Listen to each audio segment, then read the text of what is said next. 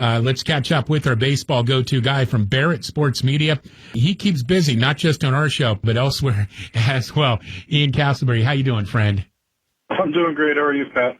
Oh, I'm good. Appreciate you coming on, as always, and lots to get to. Ian's appearance today is presented by our friends at Blue Mountain Pizza, Main Street in Weaverville.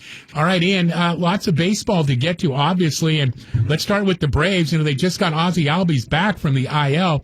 Now he's back on it with a broken right pinky finger, but it looks like there's hope he could return for the playoffs, Ian?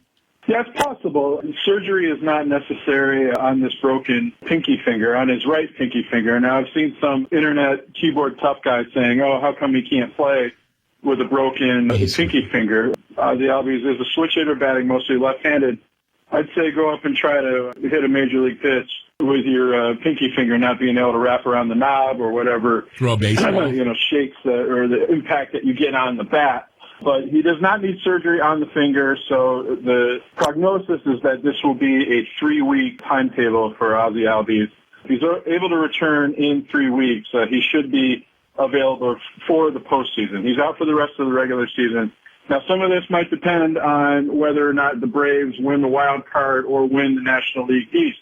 If they win the National League East, they get a bye into the division round, so that would give more time for Albies to return. Now, if the Braves had to play in the wild card round, they would be down one of their best hitters. But as Braves fans know, watching the team all season, Vaughn Grissom, a rookie who was called up, has filled in very nicely at second base, batting .302. He's hit 5 home runs, driven in 16 runs. So production-wise, Grissom has made up for Albies being missing. But, of course, in the postseason, you want as much depth as possible, as many weapons that you can bring off the bench or put in the starting lineup.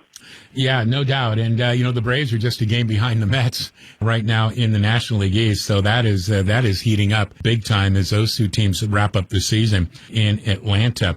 We'll see where this one goes. Now, Ian, Aaron Judge hits home run number 59, leaving him 2 short of Roger Maris's American League record for home runs in a season. But, Ian, does it seem to you like Judge is not fazed by the pressure, and especially if you know the story with Roger Maris when he was chasing Babe Ruth, hitting 61, and in that battle with Mickey Mantle, he was losing his hair, he was losing sleep back then. Yeah, Aaron Judge, he hit 2 home runs yesterday, 59 for the season, and the Yankees have, I believe, their next 6 games at home, so it seems more than likely that he can tie or surpass Roger Maris at home. Aaron Judge, I think, modern athletes, I think, are a little more media savvy. Maybe they don't let the pressure get to them as much as Roger Maris may have done in 1961, facing the media crunch. And Aaron Judge has dealt with this his entire career. Remember, Maris came over from the Yankees. It was his second year in New York when he hit 61 home runs.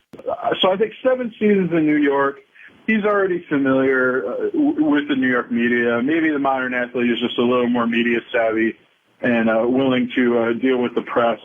And Aaron Judge also has already put a tremendous amount of pressure on himself going into this season. You remember, listeners will remember, Judge turned down a contract offer from the Yankees, a very generous contract offer, opting what appears that he's going to go into free agency.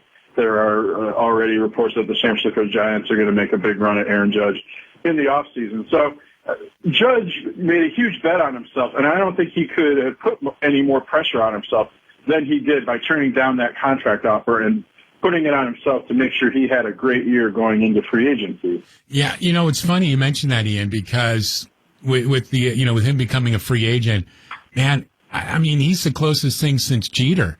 In terms of popularity with Yankees fans, I find it hard to believe that he would leave the team. And I know he'd probably be testing the waters, but what are the chances you think he comes back to the Yankees? And will the Yankees obviously got to up their offer? I still think he's going to re-sign with the Yankees. Obviously, hitting at Yankee Stadium is tremendously beneficial to him. He's very popular with the Yankees. I mean, this would just be a huge loss for the Yankees. If Judge were to go to the Giants, he would do well there too, but hitting in PNC Park, that's a much bigger ballpark than Yankee Stadium, and that might affect his power. But this is the only time. Judge is 30 years old. this is the one time he's going to sign a big free agent contract, most likely, unless, let's say he signs a 5-year deal and maybe he hangs on for a couple of years. But if he wants 7, 8, I don't think anybody's going to give him a 10-year deal at this age. But maybe if that's what he's seeking, you're never going to have another chance to cash in like Aaron Judge has. And as we just said, he's going into free agency, but he's going into free agency with maybe the best offensive season that a batter has ever had going into free agency. I mean, he's going to hit most likely 60 home runs. He's batting over 300. He could win the Triple Crown. He's only 1 or 2 points behind in batting average. So he could win, batting average, RBI, home runs. The first batter to win the Triple Crown, if he does that, since Miguel Cabrera 10 years ago. Man, I mean, he is, I give him credit for betting on himself, Ian. I mean, that took a lot of guts and a lot of really confidence in himself to turn down that contract. God knows what kind of contract he's going to be. Can you imagine the offers he's going to be getting from teams? This is going to be fun to watch during the off season. As Ian Castleberry joins the Wise Guys on the DC Creasman Jewelers Wise Lines, our baseball update presented today by Blue Mountain Pizza, Main Street in Weaverville. All right, Ian, the Dodgers ran away with the National League West. How is LA set up for a playoff run? Because when it comes to the playoffs, it always seems to come up a little short for them. Yeah, the Dodgers, they perennially have the best record in baseball, but that hasn't necessarily translated to World Series championships. I think you have to look at the Dodgers the same way. Obviously, as you said, running away with the National League West, they're going to finish easily with the top record in the league. But I think you have to look at their starting pitching and think this is a big concern. Starting pitching was one reason they didn't beat the Braves in last year's postseason, and the Braves went on to win the World Series. And I would argue that the Dodgers are actually worse right now in starting pitching. Walker Buehler out for the season. They've had injuries. Tony Gonsolin, who was their best pitcher through most of the season, he's been hurt, and because of that, he's probably not going to be ramped up or have his stamina up to pitch starters innings. So he might, have to start and pitch 2-3 innings and then turn it over to the bullpen. Same with Dustin May. They do have some start. Clayton Kershaw, Andrew Heaney, Tyler Anderson is going to return from the paternity list. Ryan Pepio, one of their top prospects, he might be able to pitch starters innings as well. But you're looking at maybe 3 reliable starters in a short postseason series. Maybe that's enough. But as we've seen with the Dodgers in the last few postseasons, Dave Roberts is really going to have to depend on his bullpen. Maybe he only get 2-3 innings from his starting pitcher. And do the Dodgers have the bullpen depth? They probably do. But the fact that they didn't have starters who could go 4, 5, maybe even more innings really cost them last year, and it's easy to see that could happen again this year. Yeah, this again. I mean, they dominate the regular season. They have one World Series title to show for it. But I don't know. You figure it's kind of like the Braves, winning all those division titles, but coming up short in the playoffs. And boy, speaking of pitching, speaking of the Dodgers, Ian, pitcher David Price. Remember when he came over, a free agent from the Red Sox? We're like, oh my God, the Dodgers are going to dominate.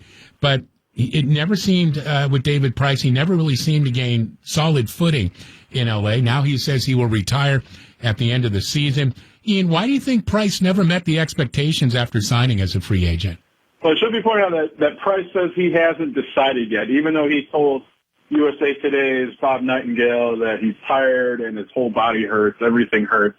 Sounds like a guy who definitely wants to hang it up. Now, he came to the Dodgers as kind of a throw-in in the Mookie Betts deal. The Red Sox really wanted to get rid of his salary. He signed a 7-year, $217 million deal in 2016. So he was owed $64 million, actually more than that, close to $90 million on that contract. And I think this is speculation on my part, but I think he really let Boston get into his head. He had some success there. He won a World Series, but he really clashed with the media. There was an incident, notably, with Dennis Eckersley, who's the Red Sox TV analyst. They got into it on the team plane because Eckersley was criticizing him on the broadcast. And I think you look at David Price's career, he's pitched in Tampa Bay, Detroit, Toronto. These were not big media markets, but then you go to Boston where everything is scrutinized, especially when you sign a $217 million contract. And I think that got in his head a little bit. That and the fact that he has a ton of innings on his arm. In 14 seasons, 13 really, he's pitched over 200 innings 6 times, twice over 230 innings. So a lot of innings on his arm. So he went to L.A. After a season where he had quite a few injuries, he sat out the 2020 season because of COVID. And I think maybe he just thought, you know what, I could hang it up right now. I'm fine with not pitching anymore after 12 seasons. And then maybe his family, maybe his agent kind of knocked on his head and said, hey, you have $64 million left on that contract. Are you sure you want to retire? So he came back for the final 2 seasons of his contract with the Dodgers, but has pitched out of the bullpen, hasn't really seemed interested in being ace, content with being maybe a reliever out of the bullpen. That's most likely how we'll see him this year if he pitches in the postseason. So I wonder, I think maybe he was fried after pitching in Boston, and when he came to L.A., he just said, I'm just going to finish up my contract. Yeah, Ian, let me ask you this. I mean, how much will he be used? Is he going to be in the rotation? Will he be a part of the staff heading into the postseason? Can he still contribute? He can definitely still contribute as a reliever. He has not started a game this season, but he's been very effective. 2.58 ERA is still an effective strikeout pitcher, especially pitching left-handed. But I think we talked about again how the Dodgers their starting pitchers probably aren't going to be able to go 4 or 5 innings. But somebody like David Price, maybe he can come in and pitch 2-3 innings in the middle of that game, or be very effective against other left-handed hitters. Like imagine him coming in to face, say, Matt Olson of the Braves or Ozzie Albies if he comes back, Eddie Rosario. So he could be effective as a designated left-hander, but I think also, given his experience, he could give the Dodgers innings. He won't start. He almost certainly will not be a part of the postseason rotation, but he could still have an important role for the Dodgers. Wow. Laying it out, Ian Castleberry with the Wise Guys with Barrett Sports Media, and on the DC Creasman Jewelers Wise Lines, presented by Blue Mountain Pizza, Main Street in Weaverville. Ian, let's quick football. Congrats to your Lions, buddy. Nice win over Washington, and rookie Aiden Hutchinson with 3 sacks. A nice step forward for a team that almost came back to beat the Eagles last week. Hey, they were this close to being 2-0. How do you sum up the first 2 games for your people? I think everything that they did well in that first game against the Eagles, they just fell behind by too much and couldn't catch up. The Lions pass rush could not get to Jalen Hurts. He was just far too elusive and also had some designed runs that got away from the pass rush. Like Carson Wentz, not nearly as mobile. Their offense isn't designed for him to run the ball. And maybe the Commanders' offensive line also not as good as Philadelphia. So as you pointed out, Aiden Hutchinson had an outstanding game after struggling. In his first game, they were able to get in Carson Wentz's face, and really they were dominant in the first half. And I know some people will point out that Washington came back a little bit in the second half.